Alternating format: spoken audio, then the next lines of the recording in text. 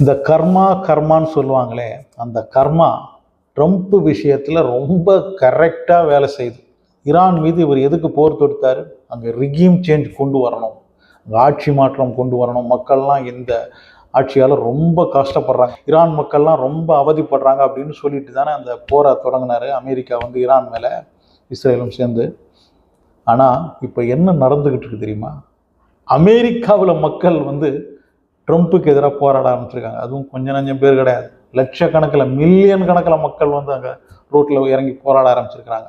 அவங்களுடைய ஸ்லோகன் என்ன தெரியுமா? அந்த மக்கள் என்ன சொல்லி ப்ரொடெஸ்ட் பண்ணுறாங்க தெரியுமா? No king protest. அதாவது ராஜா கிடையாது, நீ ராஜா கிடையாது, regime change begins at home அப்படின்னு அவங்க சொல்ல ஆரம்பிச்சிருக்கிறாங்க. அதாவது இந்த ரிகீம் சேஞ்ச் முதல்ல இங்கே நடக்கணும், நம்ம நாட்டில் நடக்கணும்.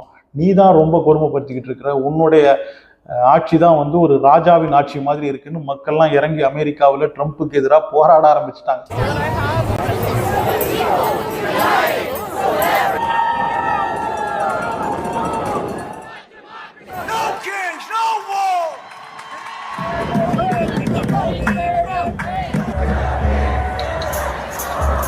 ட்ரம்ப்புடைய ஃபாரின் பாலிசி, அப்புறம் ஈரான் மீதான போர், அப்புறம் இந்த டிரான்ஸ்ஜெண்டர்ஸ்க்கு எதிரான அவருடைய தீர்மானங்கள், இதெல்லாம் மொத்தமாக சேர்ந்து அமெரிக்க மக்கள் மொத்தமாக ட்ரம்ப்புக்கு எதிராக மாறி இருக்கிறாங்க. ரோட்டில் இப்போது அவங்க போராட்டம் பண்ண ஆரம்பிச்சிருக்கிறாங்க.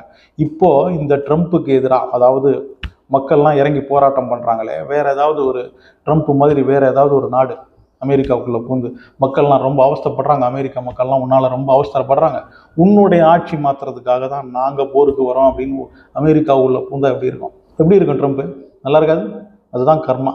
நீ வேறொரு நாட்டுடைய ஆட்சி மாற்றுறதுக்காக உள்ளே பூந்தா உன்னுடைய நாட்டுக்குள்ளேயே உன்னை வேணாம், நீ முதல்ல போ, இது எங்களுக்கு பிரசிடென்ட் தான் வேணும், எங்களுக்கு இந்த ராஜா வேணாம், அவராக தீர்மானம் பண்ணுவார், நாட்டுடைய எல்லா தீர்மானத்தையும் ஒரு அரசன் போல யாரையும் கேட்காம இவரே தீர்மானம் பண்ணுறாரு, இவரே முடிவெடுக்கிறாரு, இவர் வேண்டாம் அப்படின்னு மக்கள்லாம் லட்சக்கணக்கில் அமெரிக்காவில் மக்கள் இப்போ இறங்கி இருக்கிறாங்க ரோட்டில் போராட்டம் பண்ண.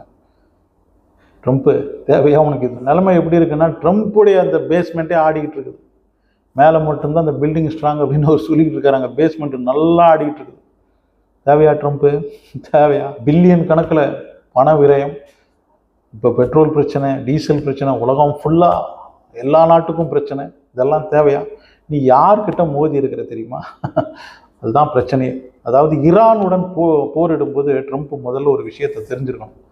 ஈரான் மிலிட்ரி பிரச்சனை கிடையாது, அவங்களுடைய ஆயுதம் பிரச்சனை கிடையாது, அந்த நாட்டு மக்கள் இருக்காங்க பாருங்க, அது பெரிய பிரச்சனை. ட்ரம்ப்பு அவங்க பெரிய பிரச்சனை. ஏன்னா 1980 சதாம் ஹுசேன் ஈரான் மீது போர் தொடுக்கும்போது, சதாம் ஹுசேன் அந்த அரேபியன் கல்ஃப் ஏரியா ஈராக்குடைய கட்டுப்பாடுக்குள்ளே கொண்டு வரணும்னு ஈரானுடன் போர் தொடுக்கிறார். அந்த போருக்கு அமெரிக்கா எல்லா விதமான பின்துணையும் ஈராக்குக்கு கொடுக்குது, எல்லா விதமான வெப்பனும் ஈராக் கையில் இருக்குது. ஸோ அந்த நேரத்தில் ஈரானிடம் அவ்வளோ ஆயுதங்கள்லாம் கிடையாது.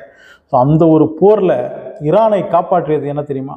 ஈரான் நாட்டு மக்கள், அந்த மிலிட்ரியுடன் சேர்ந்து அந்த நாட்டு மக்கள் தான் போராடி அந்த ஒரு போரில் ஈராக்கை ஈரானை விட்டு வெளியேற்றினாங்க. ஈராக் ஆக்கிரமித்து வச்சிருந்த ஈரானுடைய பல இடங்களையும் திருப்பியும் அவங்களால கைப்பற்ற முடிஞ்சது. அது அந்த நாட்டு மக்கள், ஈரான் நாட்டு மக்களுடைய அந்த போர் குணம் இருக்கு இல்லையா, அதுதான் அன்னைக்கு அவங்களை காப்பாற்றிச்சு. இத்தனைக்கும் அமெரிக்காவுடைய துணை இருந்தும் ஈரானை காப்பாற்றியது அந்த நாட்டு மக்களுடைய அந்த ஒரு வீரம், அந்த ஒரு போர் குணம். ஸோ அதை நம்ம ட்ரம்ப் தப்பு கணக்கு போட்டு ஈரான் நாட்டு மக்களை பற்றி சரியாக தெரியாமல் இந்த போருக்கு கிளம்பிட்டார். கிட்டத்தட்ட கோடிக்கணக்கான மக்கள் அங்கே நாட்டுக்காக உயிர் துறக்கிறதுக்காக ரெடியாக இருக்கிறாங்க. எந்த நேரத்தில் எப்போ வேணால் நம்ம நாட்டுக்கு ஒன்று அப்படின்னா அங்கே இறங்கிடுவாங்க. அதுக்கு வேறொரு ஹிஸ்ட்ரியும் இருக்குது. இமாம் ஹுசன் அப்படிங்கிற நபிகள் நாயகத்துடைய பேரன், ரொம்ப பெரிய வீரன், மன்னரும் கூட, ரொம்ப தைரியமான மன்னர். அவர் ஒரு போரிடுறார். அவர் ரொம்ப சின்ன ஒரு ஆர்மி தான் வச்சுருந்தார், ரொம்ப சிறிய படை தான் அவர்கிட்ட இருக்குது. அப்போ யாசித் அப்படிங்கிற ஒரு மன்னனுடன் போர் நடக்குது. அப்போ அந்த யாசிதுடைய படை அப்படின்றது மிக பிரம்மாண்டமான படை. அதாவது இமாம் ஹசனுடைய படையை விட 10 மடங்கு பெருசு அப்படின்னு சொல்லலாம். அப்போ ஏற்பட்ட அந்த படையுடன் அப்போ போரிடுறார் இமாம் ஹசன். அவரால் கண்டிப்பாக தெரியும் அந்த போரில் ஜெயிக்க முடியாது. இருந்தும் அவர் கடைசி வரை போராடி, உணவு நீர் எதுவுமே இல்லாமல் கடைசி வரைக்கும், முடிஞ்ச வரைக்கும் அவங்க போராடுறாங்க. அந்த ஒரு போரில் இமாம் ஹசனும் அவருடைய வீரர்களும் கொல்லப்படுறாங்க. இருந்தும் அவருடைய அந்த போர் குணம், அந்த ஒரு வீரம், அந்த விடாமல் கடைசி வரை அவர் போராடி அந்த ஒரு குணம்தான் அவரை பின்பற்றுபவர்களான இந்த ஷியா முஸ்லிம்ஸ், அதாவது ஈரானை பொறுத்த வரைக்கும் இமாம் ஹசனை பின்பற்றுபவர்கள் தான் 90% இருக்காங்க. ஸோ அவங்களுடைய அந்த குணம் எப்படி இருக்கும், அந்த போர் குணம் எப்படி இருக்கும் இல்லையா, அதையெல்லாம் ட்ரம்ப் யோசிக்காமல் விட்டுட்டார். அதுதான் இப்போ இந்த அடி வாங்குறார். இங்கே போருக்கு போகலாமா, இங்கே போனால் நம்மளால் ஜெயிக்க முடியுமா, அவங்களுடைய ஹிஸ்ட்ரி என்ன அப்படின்றதெல்லாம் கொஞ்சம் யோசிச்சிருந்தாருன்னா ட்ரம்ப் இந்த போருக்கு வந்திருக்க மாட்டார். இப்போ பாருங்கள், இங்கே ரிகீம் சேஞ்ச் பண்ண போய், அதாவது ஈரானில் ரிகீம் சேஞ்ச் பண்ண போய் இப்போ அவருடைய பேஸ்மெண்ட்டே ஆடிக்கிட்டு இருக்கு. அவருக்கு எதிராக லட்சக்கணக்கில் ஈரானில் மக்கள் போராடியதை விட அதிகமாக இப்போ அமெரிக்காவில் ட்ரம்ப்பை மாற்றுறதுக்காக போராடிக்கிட்டு இருக்காங்க. மக்கள்லாம் தெருவுக்கு வந்துட்டாங்க. நீ முதல்ல போ, எங்களுக்கு ராஜாவே தேவை கிடையாது, எங்களுக்கு வந்து ஒரு பிரசிடென்ட் தான் தேவை, நீ தான் பிரச்சனை அப்படின்ற மாதிரி ட்ரம்ப்புக்கு எதிராக அவ்வளவு மக்களும் திரும்பி இருக்கிறாங்க. தேவையா ட்ரம்ப் இது? தேவையா?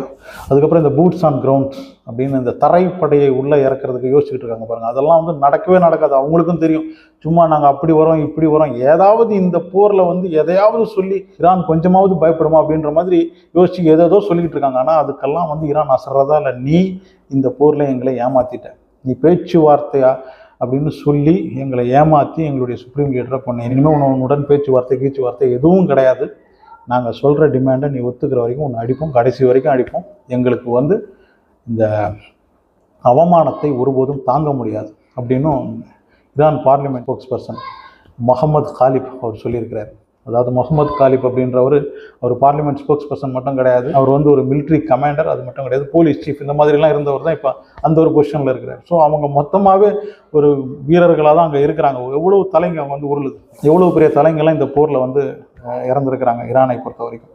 இருந்தும் திருப்பி அவங்களுடைய போராட்ட குணம் பாருங்கள், அவங்களுடைய அந்த போர் குணம் பாருங்கள் எப்படி இருக்குது பாருங்கள். மக்கள்லாம் மொத்தமாக ரெடியாக இருக்கிறாங்க. அந்த ஒரு தைரியம் தான், கடைசி வரைக்கும் மக்கள் துணை இருப்பாங்க அப்படின்ற தைரியம் தான் ஈரானை வந்து இந்த அளவுக்கு போராட வைக்குது. அந்த அடி அடிச்சுக்கிட்டு இருக்காங்க அமெரிக்காவையும் இஸ்ரேலையும். இதில் இப்போ யமன் வேற கலந்துருக்குது. ஸோ எப்படி இருந்தாலும் இந்த ஒரு போரை பொறுத்த வரைக்கும் ஈரான் அப்படின்ற அந்த ஒரு நாட்டுக்கு தோல்வியெல்லாம் இருக்காது, கடைசி வரைக்கும் போராட்டம் தான் இருக்கும். தோல்வி அப்படின்றது ட்ரம்ப்புக்கு தான் இருக்கும். 3500 பேர் வந்து இந்த ட்ரிப்போலி வார்ஷிப்பில் வந்தாச்சு, அந்த கரையில் இருக்கிறோம், அடுத்தது உள்ளே போற வேண்டியதுதான். 3500 பேர்லாம் ஈரானை பொறுத்த வரைக்கும் என்ன பண்ண முடியும்? அப்படி மூக்குப்பொடி மாதிரி அப்படி போட்டு வீத்து விட்டுருவாங்க.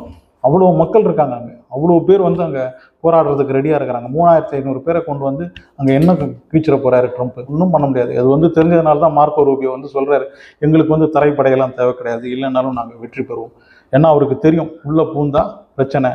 ஈரான் வேறு அதுக்காக தான் கரெக்டாக ரெடியாக இருக்கிறாங்க. அந்த எலிப்பொறி மாதிரி அங்கே வச்சுக்கிட்டு, வா நீங்கள் உள்ளே வாங்க, வி ஆர் வெயிட்டிங் அப்படின்றாரு ஈரான் பார்லிமெண்ட் ஸ்போக்ஸ் பர்சன். அவர் என்ன சொல்கிறாருன்னா, வி ஆர் வெயிட்டிங், வாங்க உள்ளே வாங்க, ஏன்னா ரெடியாக இருக்குது, எலிப்பொறி ரெடியாக இருக்குது, உள்ளே வந்து மாட்டிக்கிட்டா அப்படியே எடுத்துகிட்டு போக வேண்டியதான். ஒவ்வொருத்தனையாக பிடிச்சி உள்ளே போட்டுருவாங்க. கடலில் போர் நடக்கும்போதும் சரி, வானத்தில் போர் நடக்கும்போதும் சரி, அவ்வளோவா உயிரிழப்பு வந்து நடக்கலை. அமெரிக்காவுக்கு அவ்வளோ போர் வீரர்களை வந்து இழப்பு வரல.